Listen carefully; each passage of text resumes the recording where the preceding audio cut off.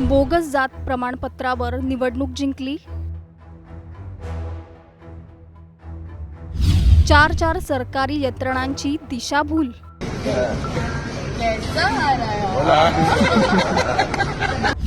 सहर शेख यांचं नगरसेवक पद जाणार. कैसा हराया. फक्त हे 2 शब्द, पण या 2 शब्दांनी देशाच्या राजकारणात वादळ निर्माण केलंय. मुंब्र्यातून भर स्टेजवरून केलेल्या या एका वाक्याने सोशल मीडियावर खळबळ उडवून दिली. कैसा हराया, कैसा हराया म्हणत संपूर्ण देशाचं लक्ष वेधून घेणाऱ्या सहर शेख आता मात्र स्वतःच गंभीर आरोपांच्या भोवऱ्यात अडकल्यात. आरोप आहे बनावट जात प्रमाणपत्राचा. नेमकं काय आहे हे प्रकरण? निवडणूक जिंकण्यासाठी खोटे कागद वापरले गेले का? सरकारी यंत्रणांची दिशाभूल झाली का? सहर शेख यांचं नगरसेवक पद धोक्यात आहे का? याचा सविस्तर आढावा या व्हिडिओच्या माध्यमातून आपण घेणार आहोत. त्यासाठी हा व्हिडिओ शेवटपर्यंत पाहत राहा आणि टाइम्स नाऊ मराठीला लाईक, फॉलो आणि सबस्क्राईब करा. कैसा हराया.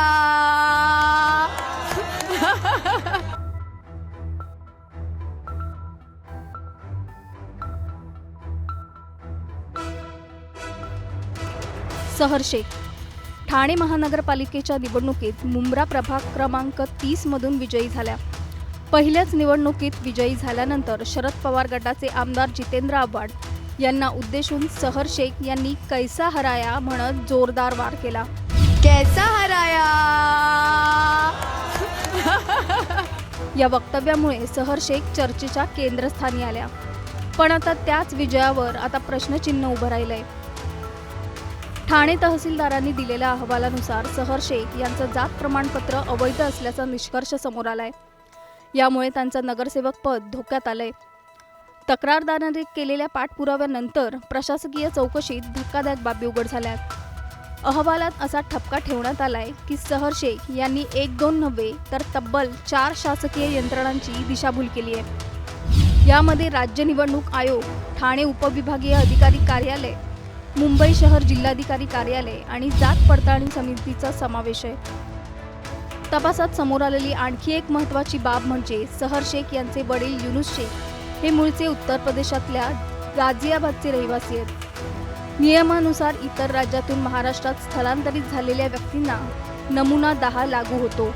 मात्र युनुस शेख यांनी जाणीवपूर्वक अधिकाऱ्यांची दिशाभूल करत नमुना 8चा वापर करून महाराष्ट्राचा इतर मागास प्रवर्गाचा म्हणजेच ओबीसी दाखला मिळवल्याचा ठपका तक्रारीत ठेवण्यात आलाय. याच बनावट कागदपत्रांच्या आधारे सहर शेख यांनी मुंबई शहर जिल्हाधिकारी कार्यालयातून जात प्रमाणपत्र मिळवलं आणि ठाणे महापालिका निवडणूक जिंकली. इथे सर्वात मोठा प्रश्न निर्माण होतो तो म्हणजे सहर शेख ठाण्यात राहत असताना दाखला मुंबईतून का घेतला? तहसीलदारांच्या सुनावणीतही कागदपत्रांमध्ये अनेक त्रुटी आढळल्या. काही कागदपत्रांवर आवश्यक सही नव्हती तर काही ठिकाणी माहितीमध्ये तफावत होती. त्यामुळे या केवळ तांत्रिक चुका नसून जाणीवपूर्वक फेरफार केल्याचा संशय अधिक गडद झालाय. आता या प्रकरणाने गंभीर वळण घेतलंय. प्रशासकीय स्तरावर सहर शेख आणि त्यांच्या वडिलांवर गुन्हा दाखल करण्याची मागणी होते. म्हणजेच प्रकरण फक्त राजकारणापुरतं मर्यादित न राहता फौजदारी कारवाईपर्यंत पोहोचू शकतं. या संपूर्ण प्रकरणामुळे अनेक मोठे प्रश्न उभे राहतात. खोटं जात प्रमाणपत्र वापरून निवडणूक जिंकणं हे कितपत योग्य आहे? 4 शासकीय यंत्रणांची दिशाभूल इतक्या सहज कशी झाली? या प्रकरणात अजून कोणाचा हात आहे का? जर आरोप सिद्ध झाले तर सहर शेख यांचं नगरसेवक पद तात्काळ रद्द होणार का? तुम्हाला यावर काय वाटतं? आम्हाला खाली कमेंट करून नक्की सांगा आणि चॅनलला सबस्क्राईब करा.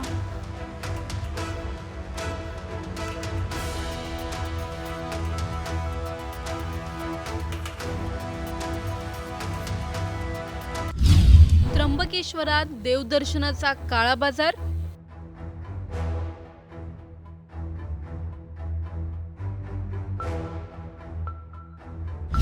शरद पवार गटाच्या नेत्याला बेड्या.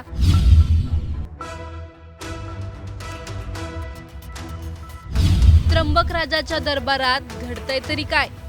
आधी भोंदूबाबा अशोक खरात, नंतर मल्टीनॅशनल कंपनीत धर्मांतर प्रकरण आणि आता त्र्यंबकेश्वरातील भाविकांची लूट.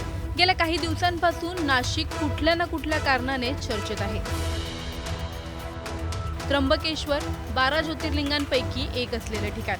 इथे देशभरातूनच नाही तर जगभरातून भाविक येतात एकच इच्छा घेऊन की शांतपणे देवाचं दर्शन घ्यायचं. पण जरा विचार करा, जिथे श्रद्धा असते तिथे व्यवहार सुरू झाला तर? रांगेत तासनतास उभे राहणारे भाविक आणि त्याच वेळी काही जण 10 मिनिटात दर्शन घेऊन देतो असं सांगत पैसे मागतात. ही फक्त सुविधा होती की श्रद्धेचा सरळ बाजार मांडला गेला होता? सर्वात धक्कादायक म्हणजे या सगळ्या मागे नाव समोर येतं ते मंदिर संस्थानाच्या विश्वस्तांचं. नेमकं त्र्यंबकेश्वर मध्ये काय चाललं होतं? भाविकांची फसवणूक कशी होत होती आणि पोलिसांनी हा संपूर्ण रॅकेट उघड कसं केलं, याचा सविस्तर आढावा या व्हिडिओच्या माध्यमातून आपण घेणार आहोत. त्यासाठी हा व्हिडिओ शेवटपर्यंत पाहत राहा आणि टाइम्स नाऊ मराठीला लाईक, फॉलो आणि सबस्क्राईब करा.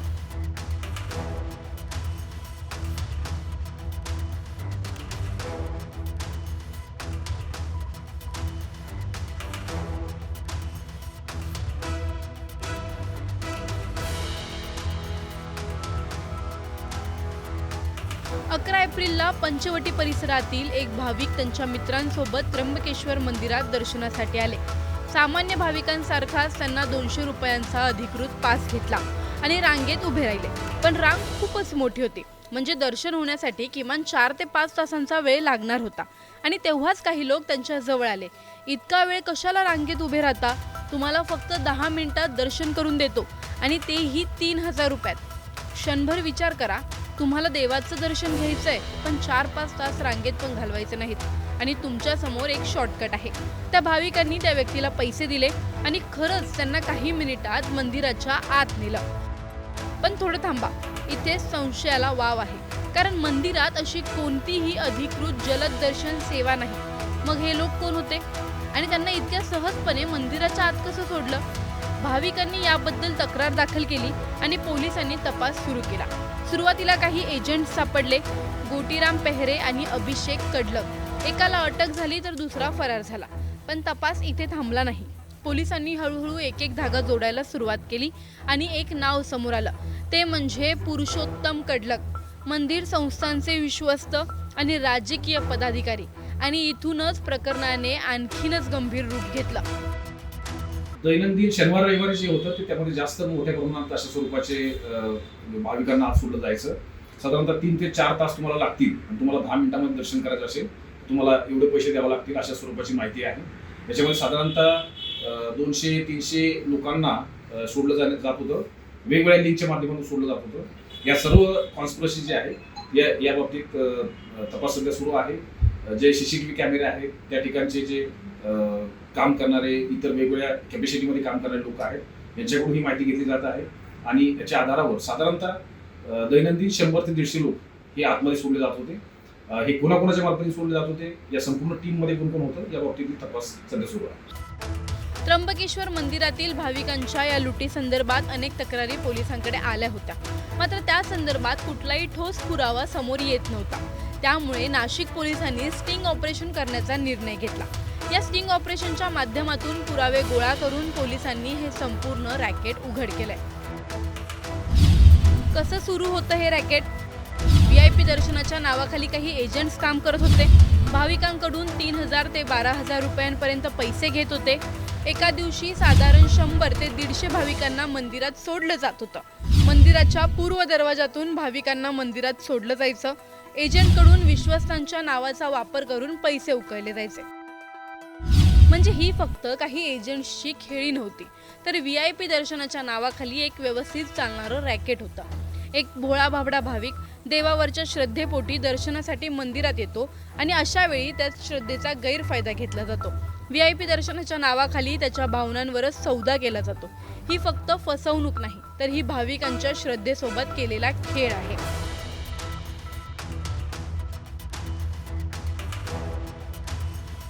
त्र्यंबकेश्वर मंदिरात VIP प्रवेशासाठी कडक नियम आहेत. सुरक्षा रक्षक कुणालाही थेट प्रवेश देत नाहीत. त्यासाठी विश्वासांची परवानगी आवश्यक असते. त्यासाठी एक नोंदवही आहे. या नोंदवहीमध्ये भाविकांचं नाव, कुणाच्या सांगण्यावरून प्रवेश दिला याची सविस्तर नोंद होते. मग इतकी काटेकोर व्यवस्था असतानाही बाहेरील व्यक्ती इतक्या सहजपणे मंदिरात कसं काय प्रवेश करू शकतो?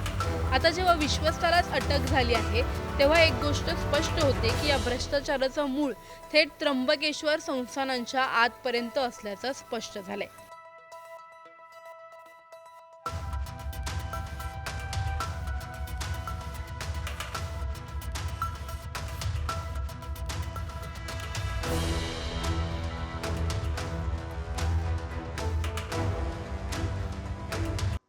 नाशिक पासून जवळच असलेली त्र्यंबकेश्वर नगरी धार्मिक, सांस्कृतिक आणि आध्यात्मिक आणि पौराणिक असं महत्व प्राप्त झालेले हे त्र्यंबकेश्वर.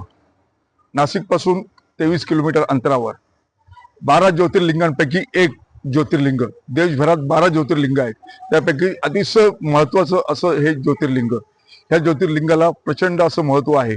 ह्या ज्योतिर्लिंगाच्या परिसरात, त्र्यंबकेश्वरच्या परिसरात दर 12 वर्षांनी जे आहे ते कुंभमेळ्याच्या परवान्या होत असतात.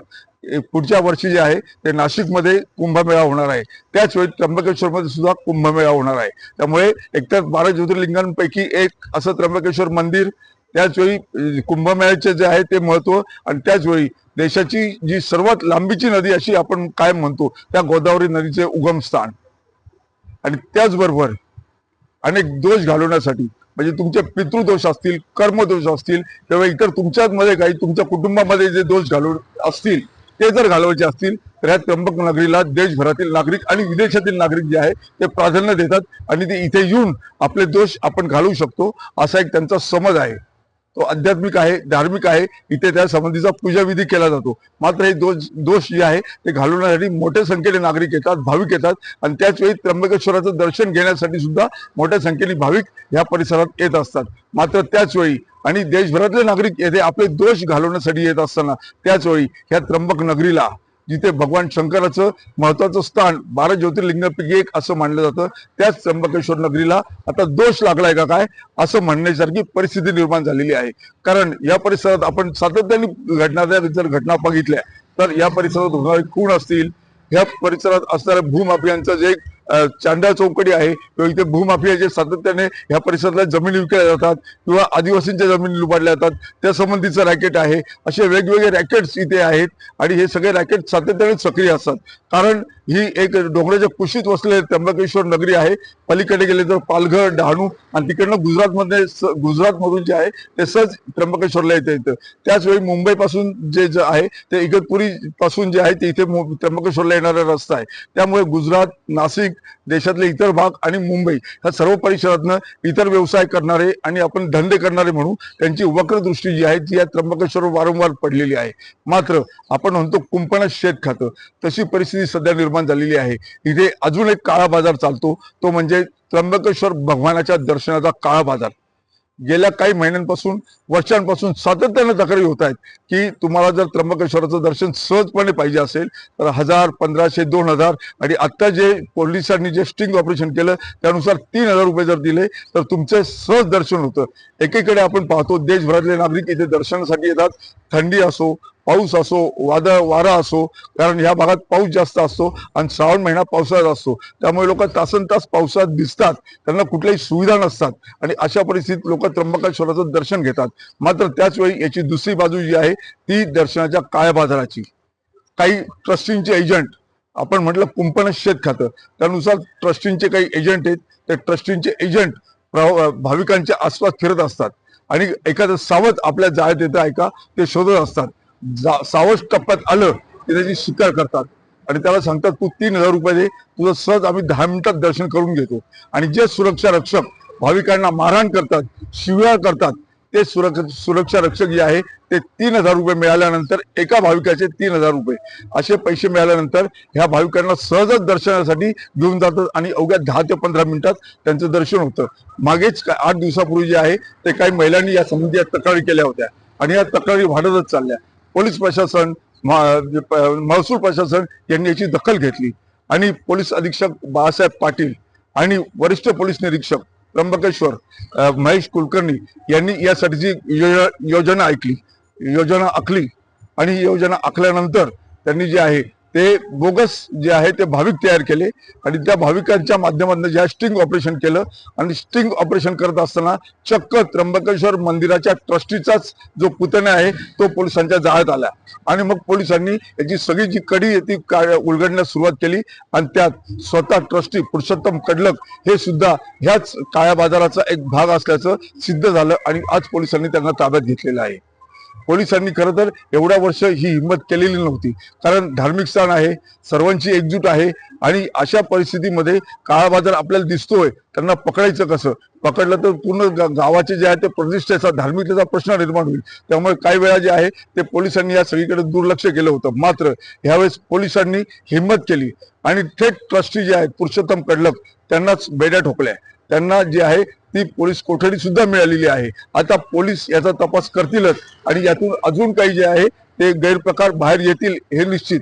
मात्र हा त्र्यंबकेश्वर नगरीला हा लागलेला जो दोष आहे, विविध घटनांचा असेल, विविध काळा बाजारांचा असेल किंवा साक्षात भगवान शंकराच्या दर्शनाच्या काळा बाजाराचा जो दोष असेल तो ज्या दिवशी जाईल त्या दिवशी त्र्यंबक नगरी ही जी आहे ती या सगळ्या दोषातनं मुक्त झाली असं म्हणता येईल. गणेश सावत, टाइम्स न्यू मराठी, नाशिक. या VIP काळा बाजारात तुम्हाला नेमकं काय वाटतं आम्हाला खाली कमेंट करून नक्की सांगा आणि चॅनलला सबस्क्राईब करा.